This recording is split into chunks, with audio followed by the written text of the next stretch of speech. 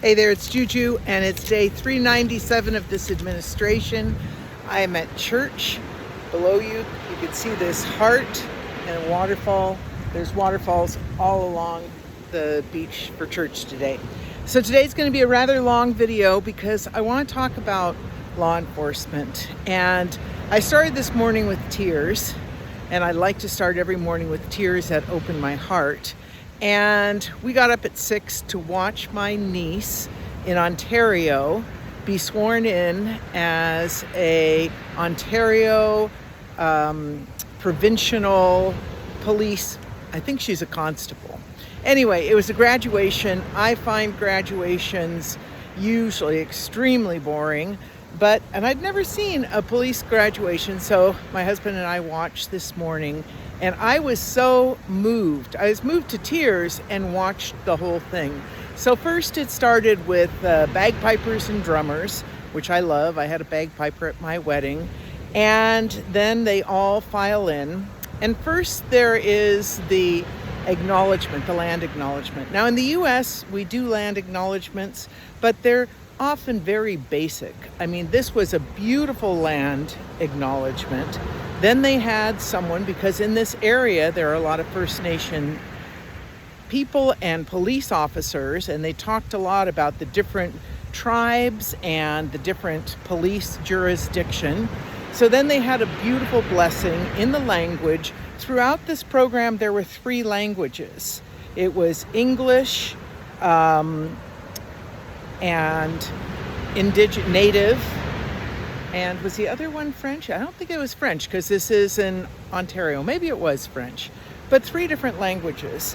So they had this beautiful blessing, and then as each of the officers came up, their picture was put up and why they wanted to become a police officer. And I was so struck. I took down these, so many pictures of this because I was so moved, because this is what law enforcement should look like. And these are brand new police officers, so they're going to be idealistic, but they are becoming police officers to be of service to their community, to show empathy, to show compassion, to help people, to be there at the worst times for people, to be a role model, to live their values, safety, to make the community safe. It was so striking to me, being an American right now, with where we are with law enforcement and ICE, particularly ICE and Border Patrol, where here we have masked men with guns, and they're talking about what I think law enforcement should be. Now, I just took a couple of notes because I couldn't, because the same words kept coming over and over. Grounded in professionalism, integrity, trust, resilience, support, commitment, challenge, balance, pride, humility.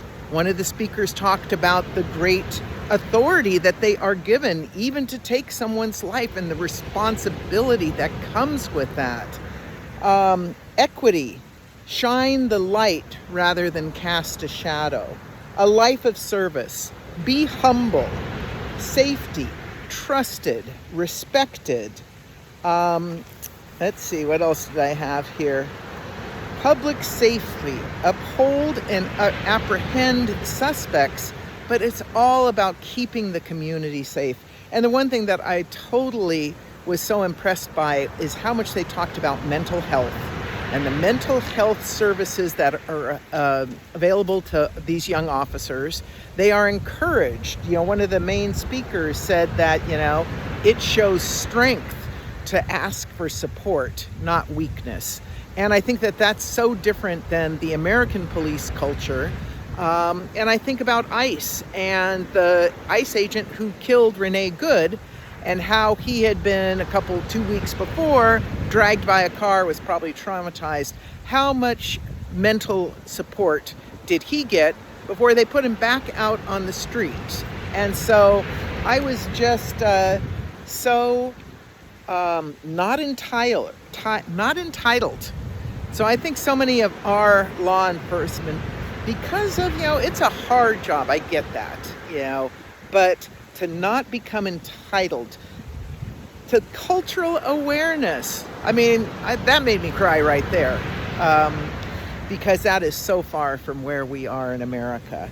And then afterwards, they had, you know, 2 indigenous First Tribe people do a blessing, and it was so diverse in multiple language. Oh, the other thing is when they all got to choose what they were going to swear on based on their beliefs. They talked about Christian, Muslim, Sikh, you know, all of these religions. So you don't just swear on the Bible, you get to choose. Am I going to swear on the Bible? Am I going to swear on the Quran? Am I going to swear on the Talmud?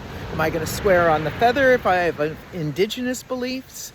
So it was all so beautiful, and it gave me a renewed respect for law enforcement and the wish that we had this in this country. And it made me really proud of my niece Kyla, that she's willing to take this on. She is a strong young woman. So I want to work towards having this kind of police in the United States. So this is Juju, unfiltered, unscripted, unedited, lead with love, and really think about what you want from your law enforcement.